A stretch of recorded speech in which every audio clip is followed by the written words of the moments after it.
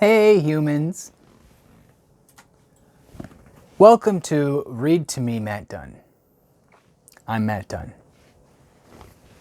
I'm going to read to you. We are on chapter 14 of Frankenstein. Remember that? Frankenstein by Mary Shelley, chapter 14, part 3.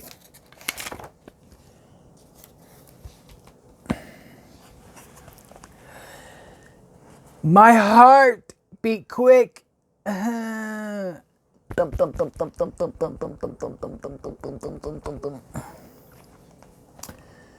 was the hour and moment of trial, which would decide my hopes or realize my fears.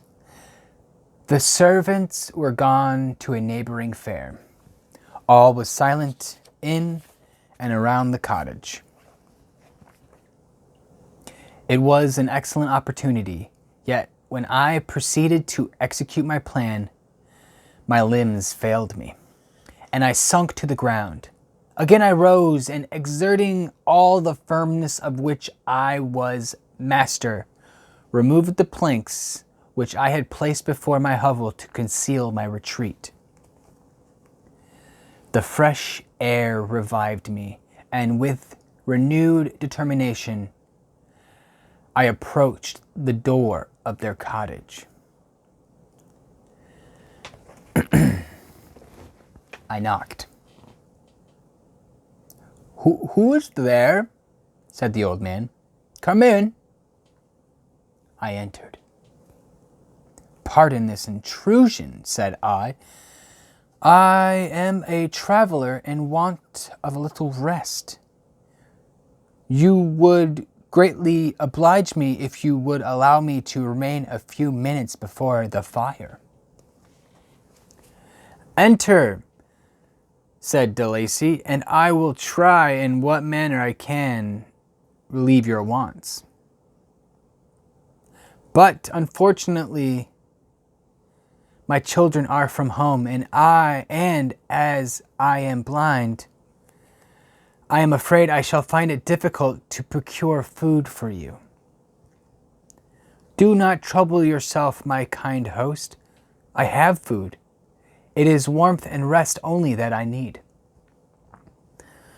I sat down, and a silence ensued.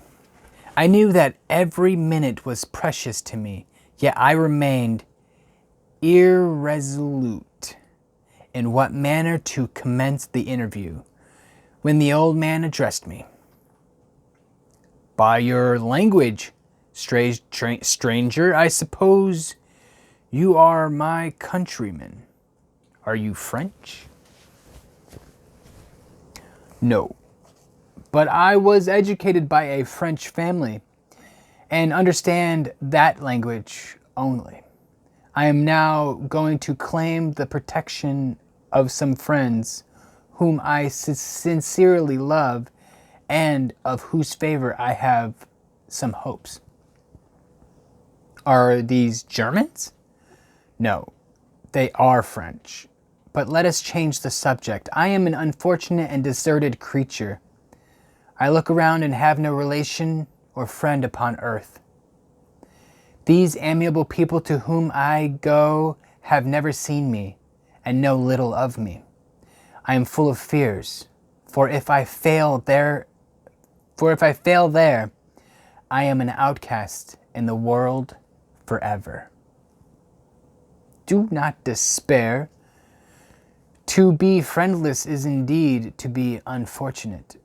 But the hearts of men, when unprejudiced by any obvious self-interest, are full of brotherly love and charity. Rely therefore on your hopes, and if these friends are good and amiable, do not despair. They are kind. They are the most excellent creatures in the world. But unfortunately, they are prejudiced against me. I have good dispositions. My life has been hitherto harmless and in some degree beneficial, but a fatal prejudice clouds their eyes, and where they ought to see a feeling and kind friend, they behold only a detestable monster. That is indeed unfortunate. But if you are really blameless, cannot you undeceive them? I am about to undertake that task, and it is on that account that I feel so many overwhelming terrors. I tenderly love these friends.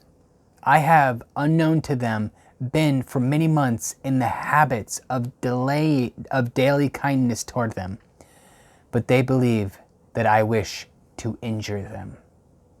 And it is that prejudice which I wish to overcome. Where do these friends reside? Near this spot. The old man paused, then continued. If you will unreservedly confide to me the particulars of your tale, I may perhaps be of use in undeceiving them.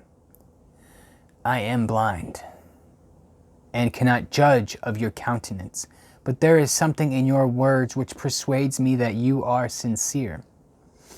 I am poor and an exile, but it will afford me true pleasure to be in any way serviceable to a human creature.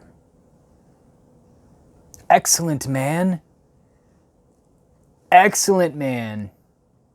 Excellent man. Calling him an unexcellent man, not excellent man. Excellent, because that's just not right of a term. Plus there's no comma there. So, excellent man. I thank you and accept your generous offer. You raise me from the dust by this kindness, and I trust that, by your aid, I shall not be driven from the society and sympathy of your own fellow creatures. Heaven forbid, even if you were really criminal, for that can only drive you to desperation and not instigate you to virtue. I also am unfortunate. I and my family have been condemned, although innocent. Judge, therefore, if I do not feel your misfortunes. How can I thank you, my best and only benefactor?